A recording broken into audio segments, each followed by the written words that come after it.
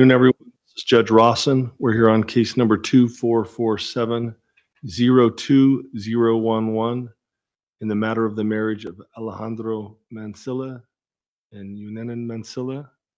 If the parties would make their appearances for the record, please. Good afternoon, Your Honor. Jacob Cowden for Alejandro Mancilla. He's present and seated next to me. Thank you. Go ahead. Yes. Okay. So I'm Yunuen Mancilla. I'm representing myself. All right. Thank you. And we are here, I believe, on a motion to set aside. I think we need for clarification to determine kind of the scope of that. When I look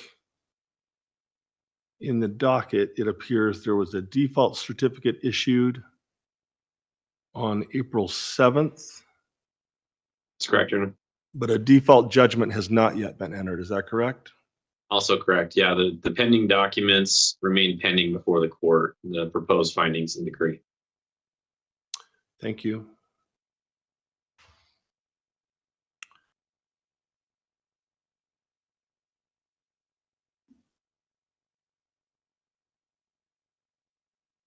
And just to inform the parties, the reason I ask that is under Gilman v. Gilman, which is the case number is 2021 UT 33. The Supreme Court identified that there's a different standard that applies to setting aside a default certificate versus a default judgment.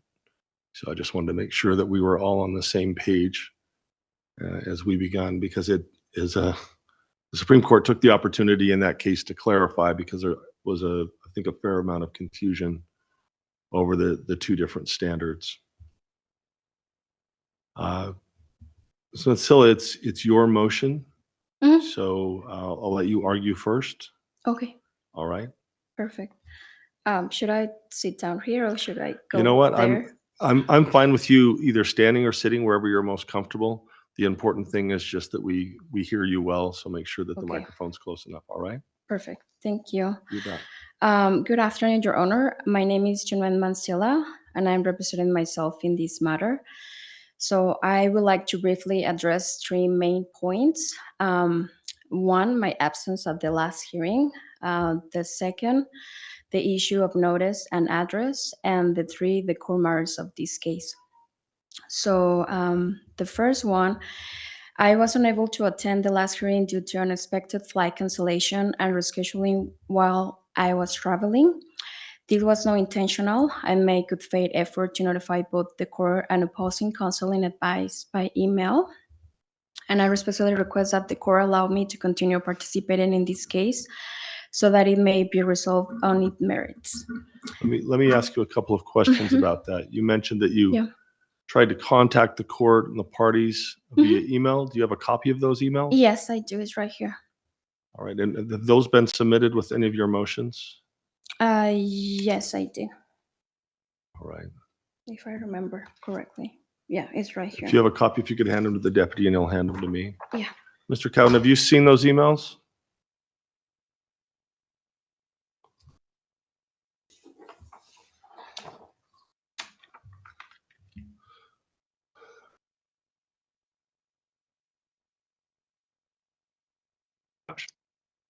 Sorry, Your Honor, I was talking and I was muted.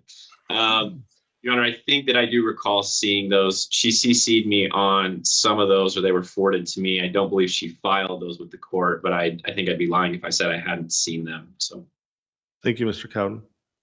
Yeah, and I know I'm looking at an email, and I just want to get this straight. It says on here your last name is Torres? That's my single middle name. Yeah, Yunuen Mendoza Torres. Yes. I just want to make sure it's the same name. Yeah, that's it's you. me. And I didn't know which name you'd like me to call you by. Do you want me to call you Miss Torres? Mendoza. Oh, Mendoza. I Yeah, apologize. Mendoza Torres. Thank you. And this indicates that Miss Mendoza Torres, on the day it was the hearing was on March 17th, that morning at 7:19 a.m. That she had notified she was trying to inform the court that there was unexpected flight cancellation and rescheduling, so she'd be unable to attend. So tell me more about the cancellation of the flight. What exactly occurred? Yes. So what happened? I had my my traveling going to Texas, and then I was solicited to Texas, and then Texas, because for TSA issues, they did the cancellation. So I have proof of the cancellation in a photocopy. All right. Could right you hand here. that to the deputy as well?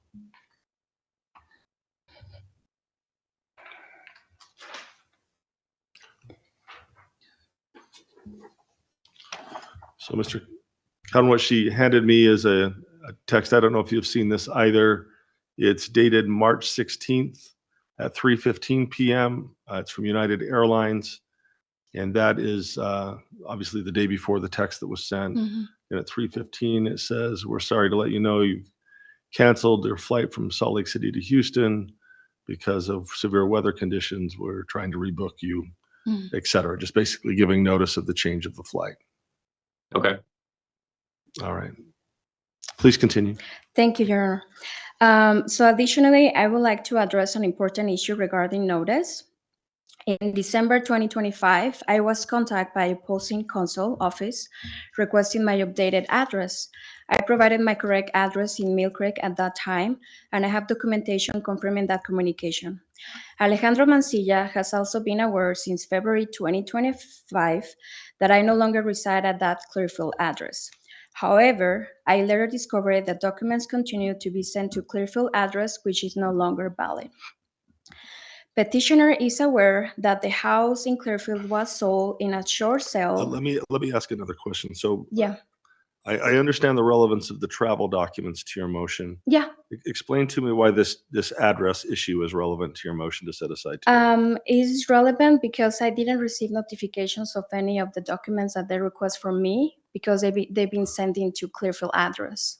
Well, you meant as far as like discovery and those kind of things? Yes. So I have proof that the petitioner lawyer requests to me the new address, and I have the email right here as a proof that I sent to them my address, but they're still sending the documents to the Clearfield address, and that house is being sold in a short sale, and Alejandro Mancilla, he went to the title company to sign. So he's aware that I'm not lived there since that house was sold in May 2025. Okay. Give me just a second here.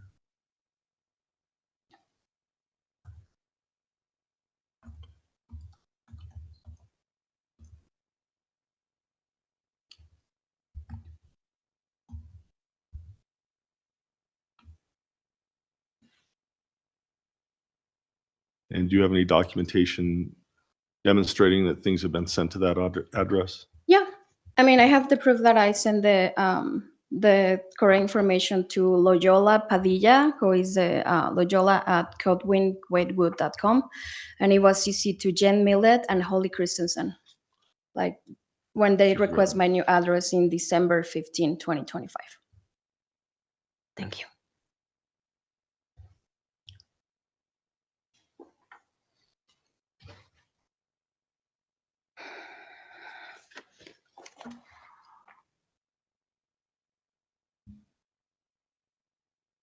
So what I'm looking at, Mr. Cowden, is a December 15th, 2025 email from Ms. Mendoza Torres.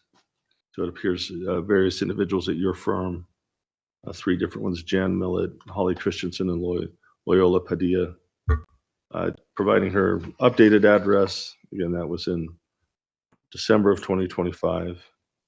And I see it's in response to a request to get an updated address from the, yeah. And Just to let you know. just on that point, that's fine. I don't know if this is really relevant to the court, but we did check that. The instruction was she needs to update her address with the court on green filing. That's not been updated or done. So my position is, although my staff may have checked that, when I have been filing things, I've been serving it on the address on file with the court under the Rojas v. Montoya decision. But she's getting electronic notification of these things, as far as I understand. I don't know that she can genuinely claim any prejudice there. Yeah, I didn't know if maybe discovery had been sent to the physical address rather than court filings That because was, discovery. yeah, I'm not sure the timeline on that, Judge. I didn't come prepared to address that, but this was Sure. early in the case. We filed, I think, in January, and she did not respond. There's a set of notice of deemed admission. This would carry into the meritorious defense issue under the Gilman decision, which I'll reserve for my argument. Sure.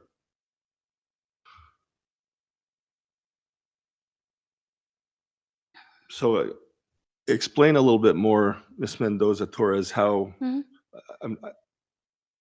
when I look at the commissioner's decision of, let me see that, it's March, well, it's dated March 27th, it's from that March 17th hearing.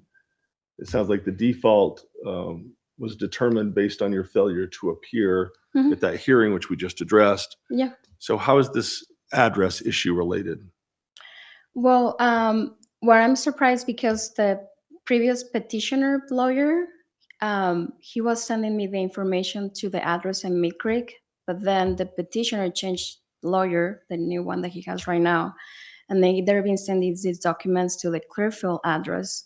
So for me, it was kind of unfair, and I was surprised because Alejandro knows that I don't live there.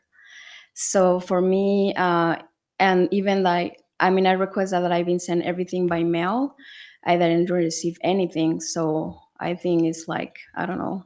Haven't you been receiving things through Like email? physically by mail? No, by, listen to me for just a second. yeah. Through email, you're signed up with the court system, right? You're filing things via Yeah, email. so I was not aware that I was able to set up that. So I called the court and they allowed me to give me permission to log in and see the case. So it's when I noticed that the documents that they request, they've been sending to the Clearfield address. And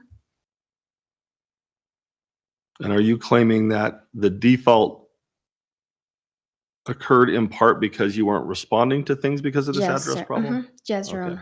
Honor. All right. And you said you had a third point? Yes. Yes. So I want to address as well. Well, I have, yeah. So this is sorry, Your Honor. So this is a straightforward case. So we don't have children together. We don't own a marital home, and we have been separated since August 11, 2024. The main issues to resolve are division of marital debt and property acquired during the marriage. There are 9 properties in Mexico that they were purchased in 2021 and 2022 during the marriage. The petitioner declared himself as single despite he was still married. I respectfully request clarification and documentation regarding the ownership of those properties, their current status, and any legal authority such as a power of attorney. And I would like to mention briefly about the timeline about this case. So we married in 2017. The properties they were purchased in 2021 and 2022. The payments were complete in June 2024. The petitioner, Alejandro Mancilla, he passed his U.S. citizen exam to become a U.S. citizen. And 2 days before the U.S. citizen ceremony, he asked for divorce in August 2024. So my goal is simply to resolve this matter fairly and move forward, Your Honor. All right. Thank you. Counsel, go ahead. Thank you, Your Honor. To argue all those points, I think it might help if I can just walk the court through the docket real fast. The pretrial hearing, I guess the first point that she's saying she was unable to appear because her flight got delayed. She's been appearing for these hearings on her phone. There's a hearing, an original pretrial hearing that occurred on August 19th. There's a case management conference from March 10th of 2025. There's a pretrial hearing. This is docket 46. There's a pretrial hearing on December 9th. She's appeared on all of these proceedings using her device. And so when we talk about good cause for a failure to appear under the Gilman decision, a flight delay, I mean, she could have been anywhere in the world. She has her phone. She can just appear for the pretrial hearing. And so we don't believe that that's good cause. I think the bigger issue for the court is trying to obviously do equity and justice in a case like this. When you continue through that docket, Your Honor, you'll see that there was a hearing on January 13th, 2026. This is now on, the entry is dated December 9th, 25, docket 56. Notes the motion hearing. Miss Mancilla was present at this hearing. This is when Commissioner Winkler set the March 17th hearing, and it was set virtually. Once again, Miss Mancilla is appearing on her phone. You'll note, though, on docket entry 59, this is January 15th, 2026, there's a petitioner's second supplemental disclosure. This supplemental disclosure, Your Honor, contains all the documents and evidence that readily establish these 9 properties that Mr. Mancilla's father has always owned. He has never personally had a personal interest in those properties. We disclosed all of that data, documents, and evidence to Miss Mancilla. And so we're a little surprised that she's saying she hasn't seen things or is unaware of things. It's been provided. It's the same information we'll be presenting to the court at trial. So going from good cause, which we believe she does not have good cause for not appearing at this hearing, and there should be an ongoing default entered with the court to consider the final documents we've submitted, to the meritorious defense issue. The Gilman decision walks through, it's an interesting decision because it doesn't necessarily set these issues out as a litmus test, but it asks the court to analyze a couple things. It talks about willfulness, whether there's meritorious defense, and whether the defendant acted expeditiously in attempting to set aside the default, and then finally if there's prejudice. And we just don't believe that she meets these criteria in this case. I think that she had the ability to comply, to show she didn't. You talk about meritorious defense. She herself notes this is a straightforward case. No children. They've been separated since November of 2024, so their property's already divided. The house issue is either resolved, it's sold, or it should be sold and resolved. My understanding from checking with my client this morning is it was sold on a short sell. It's not an issue.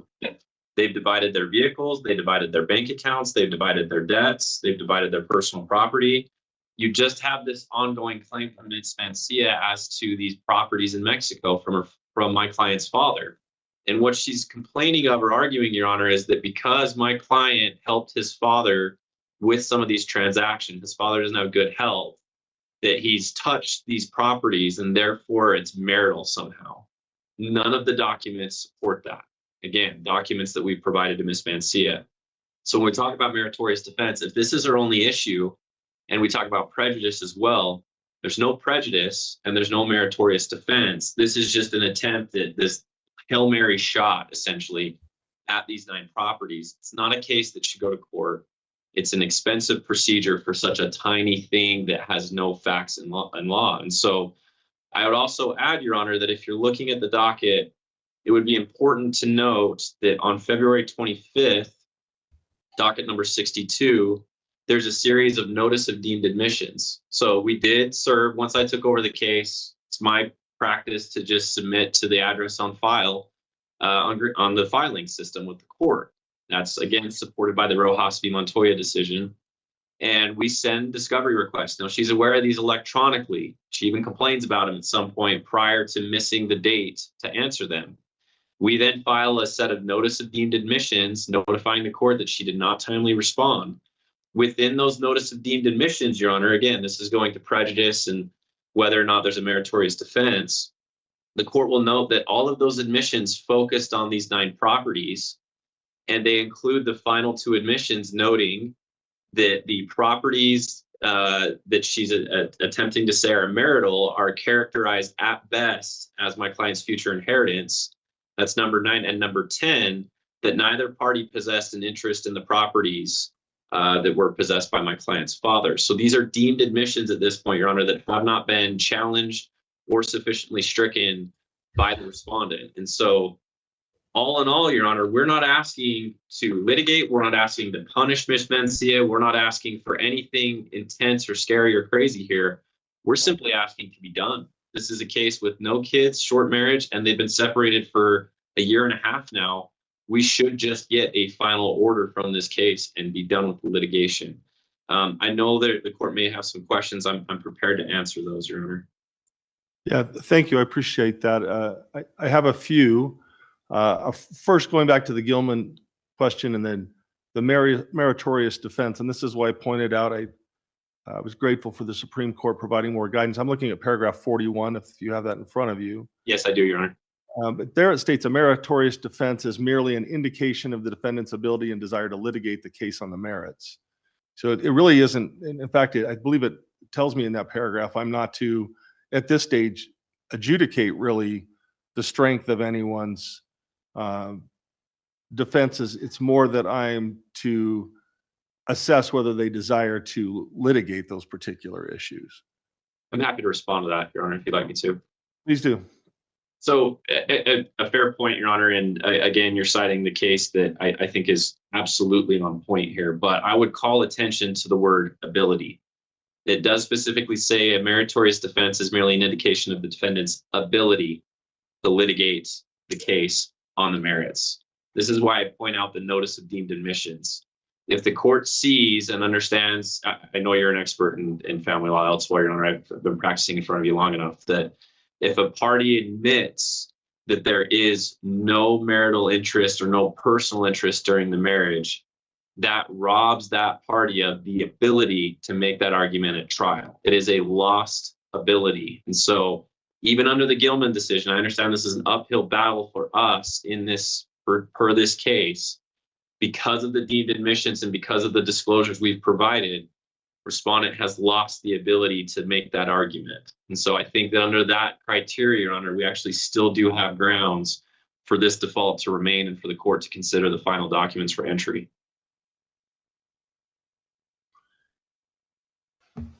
Thank you.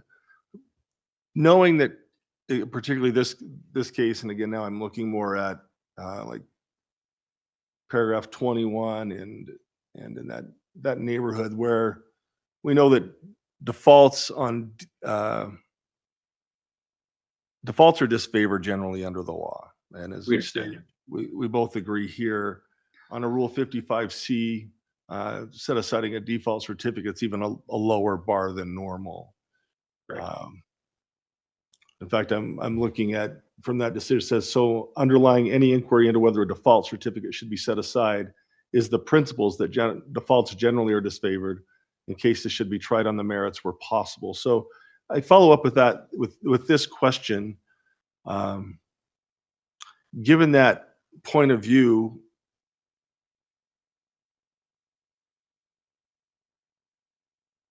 wouldn't it be proper to set aside the default, but then let you file your motion for summary judgment based on, because I haven't found any facts. I understand that you've got notice of deemed admissions, but in order for me to make a judicial determination as to the strength of her claim, I would have to review those facts and then compare them to whatever she put forward. I understand the position you're in, since you do have deemed admissions. The question is the scope of those and how far they go. But wouldn't that be under this notion that this is a low bar, that it would seem to be in line with that case to set it aside and then have the summary judgment battle and address the issues of whether there's even evidence to go forward at that point? Another fair point, Your Honor. I would be an idiot to not agree with that. My response, nonetheless, would be that when the case law says they're generally disfavored, what they're saying is in no circumstances should they allow to be relied upon by the court. And the interesting thing about the case law, and I think the Gilman case is no exception to this, is it allows the court to analyze the entire scope of the case. And so while I tend to agree with the court that you could set aside the default, I could flip this into a motion for summary judgment, and then you'd have an adjudicated result, where the court has the ability under this analysis, the scope of it allowing the court to consider the notice of deemed admissions and consider that process. If it were to play out, it nonetheless permits the court to maintain the default and enter the final documents. And so I'll be the first to recognize, Your Honor, this is a bit of a zealous advocacy type argument. I am asking the court to go against the grain, but I think I'm doing that in good faith, Your Honor. I'm trying to save my client money, funds, time, expense in having to file a motion and having to come back to court and having to endure more delay in this case. And so reluctantly somewhat, I would push nonetheless to deny the motion to set aside the default, understanding as the court does grant this motion, that I would then turn around and file the motion for summary judgment. But I mean, we're asking the court to look at this in totality of the case, skip the step for us and save us the expense if that is the court's inclination. But I don't want to be disrespectful or too presumptive there, Your Honor. I hope the court understands the argument I'm making on that front. I certainly do. I took no disrespect whatsoever, Mr. Cowden. Okay. I understood that. Again, just advocacy. There's no problem with that at all. Let's turn to willfulness, and I want you to look at paragraph 37 of the Gilman decision, because Yes, again, sir. this has been instructive for me. This is different than a Rule 60 case, where we're dealing with excusable neglect and all those kind of things, which is kind of what the parties briefed. But in paragraph 37 of Gilman, it says a court could consider more generally the defaulting party's conduct throughout the litigation. For example, a party has been actively engaged or otherwise diligent in the case, and the default appears to be an anomaly, that would weigh in favor of vacating the entry of default, which is true in a lot of default cases. Sure. Certainly within the last 10 years, the appellate decisions have suggested we should look at it in its totality. Here I see that there was a failure to attend a hearing, but you would even acknowledge she'd attended other hearings. In fact, she'd attended the previous hearing before where this one that she missed was scheduled, and identified the method of appearance. But it does appear she answered the complaint. She's been participating. Is there any other non-participation other than missing this hearing? Yeah, I don't recall, because I haven't been on the case since square one. I don't recall if she's missed any other prior hearings. I would note that some of the pleadings not fully responded to, the discovery requests not responded to at all.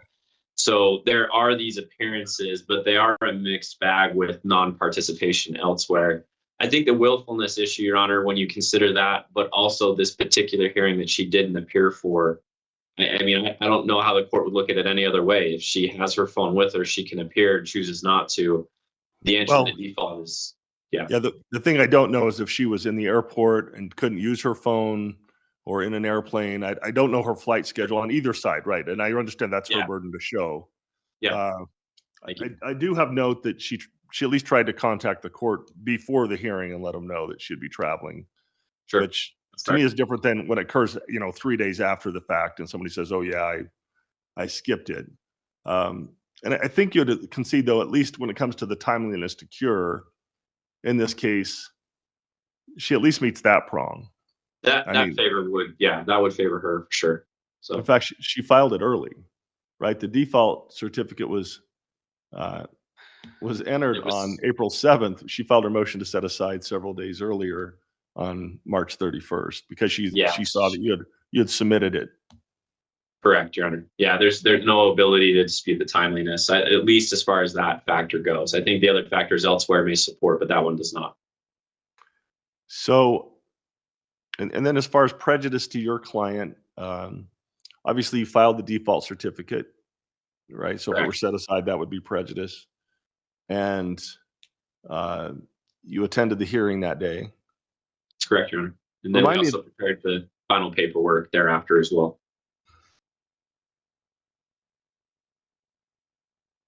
And the hearing that she didn't attend was a pretrial hearing? It was there was a carry on over a discovery issue that because of her non-appearance, we just moved for default and dropped those other issues. This was a carryover from the discovery issues.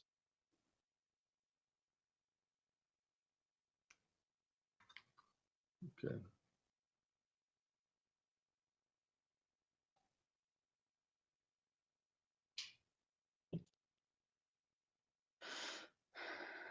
All right. I think that's all the questions I had. Anything else before I turn back to Ms. Mendoza-Torres?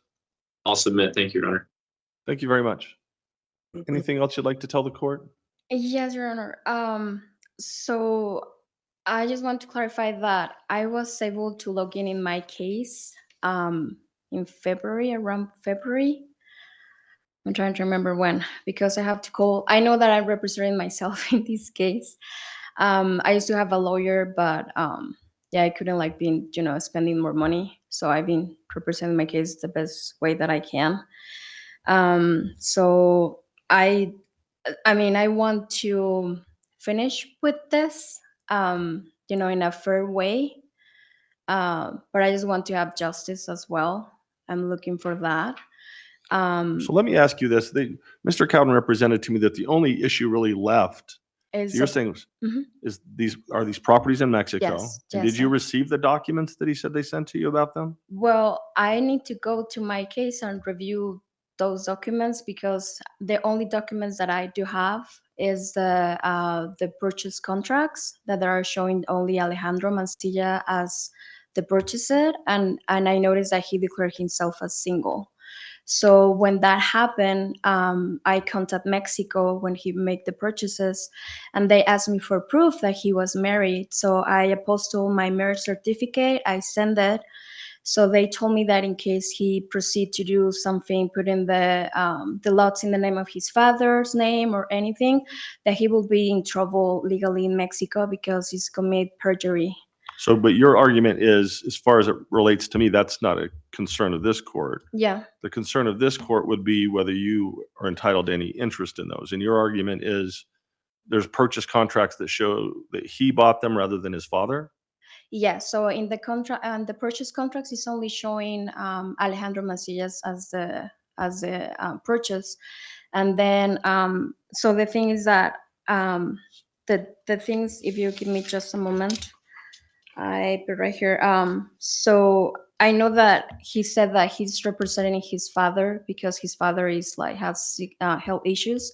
But when they went to purchase these properties, the dad was totally fine. They traveled together to Yeah, make and these we're not purchases. litigating that today. I just wanted to Yeah. understand that there was a difference perhaps of So opinion. I just want to know now, as far as what I'm requesting to the court is that like if they have any like title documentation has been submitted, some type of evidence, some power of attorney showing that, Well, and I don't order that you have to conduct that through discovery. And Okay. I note that, Yeah. I mean, I note that there was an extension for discovery a time ago. I don't know if that's run yet or not, but that's kind of a different issue for a different day. Okay. Thank you, Your Honor. On the date of March 17th, Mhm. describe to me your travel at that time. Were you in the air when that hearing happened? I mean, why didn't you call in is the question. Yeah, so they changed the travel instead of like going to Houston to Seoul to Los Angeles. And literally, when I was traveling to Los Angeles to my other destination, it was at the same time that the flight it was like on literally like flying up.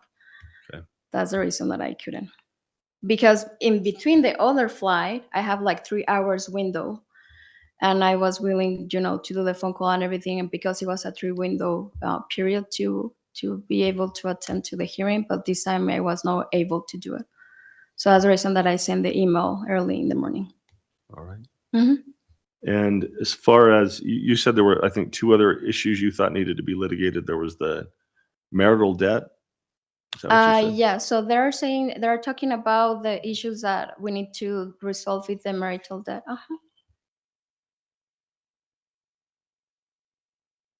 Well, other than the properties in Mexico issue, what do you think needs to be resolved? Just that, Your Honor. Like, I'm aware that we need to be fair and divide the debt that it was acquired. That both parties are responsible for the debts acquired during the marriage from 2017 through the date of separation, and any debts incurred after that, they should remain with the individual who incurred them. And we do stipulate to that, Your Honor. That's what our final docs reflect. Yeah, that's what I thought. Thank you, Mr. Cowden. So yeah, that doesn't sound like a dispute. That sounds like what you intend to do. Yeah. I Yes, mean, Your both Honor. parties intend to do. So Mhm. it literally sounds like that's just this properties in Mexico Mhm. issue. Yes, Your Honor. To the extent they're disputed. Okay.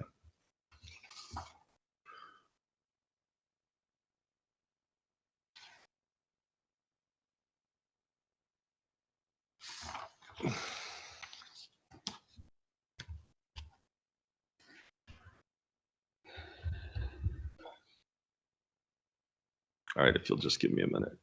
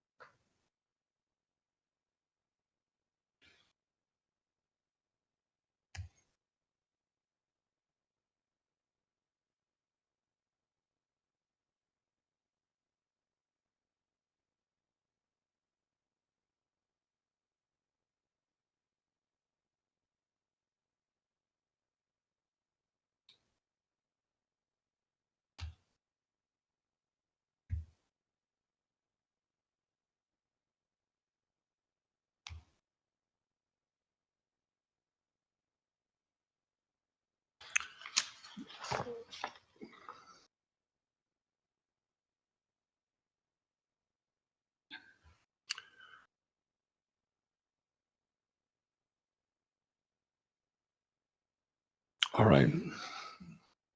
And the court's prepared to rule. I appreciate the presentation by both parties. You're very helpful. You're very courteous and professional to one another, and that's appreciated by the court. The court is going to, given the legal standard stated in Gilman, the court is going to grant the motion to set aside the default. And I'm going to explain why and also the conditions of that.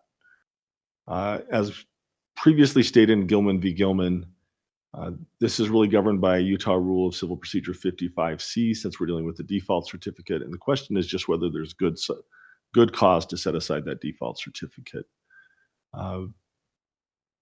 Courts noted that in looking at good cause, and this is paragraph 21 of Gilman, a party could proffer any fact or factor that is relevant. So it's more of a loose analysis than we typically see under Rule 60. But it also quoted several times previous decisions dating back decades that questions about setting aside a default certificate should be resolved in favor of setting it aside, that there's essentially a presumption there and kind of a low bar to doing that. But there were factors to consider that were identified in Gilman, and I did consider them. First is whether there was a willful default. In this case, the default was caused by the failure to appear at the March 17th hearing. I can't say that it was willful. It appears that there was a change in travel based on the emails provided and the information provided about United Airlines changing the flight. And I have proffered testimony here today that the fact that Ms. Mendoza-Torres was in the air at the time of the hearing, and she had tried to provide notice to the court, at least that morning before the hearing, and the opposing party as well. The court will note that in Gilman, in paragraph 37, we're to consider more than just that event, but the totality of participation. While certainly Ms. Mendoza-Torres's participation has not been perfect, and perhaps to her detriment, given the request for admission issue, she has participated in previous hearings and in the litigation from the beginning. So I can't state that, again, this is a willful default and that she was just ignoring the matter.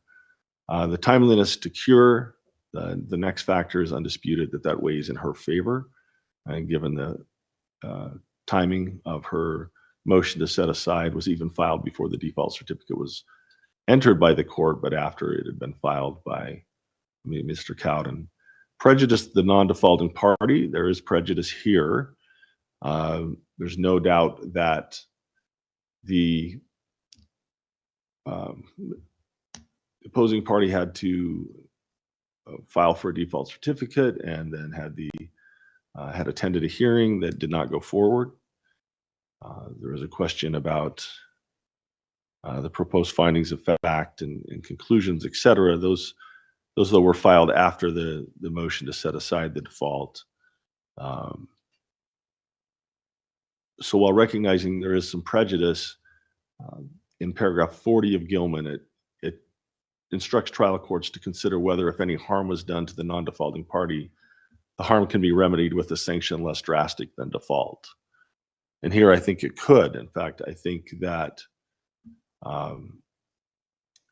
based on equity and fairness and the fact that the hearing didn't go forward, that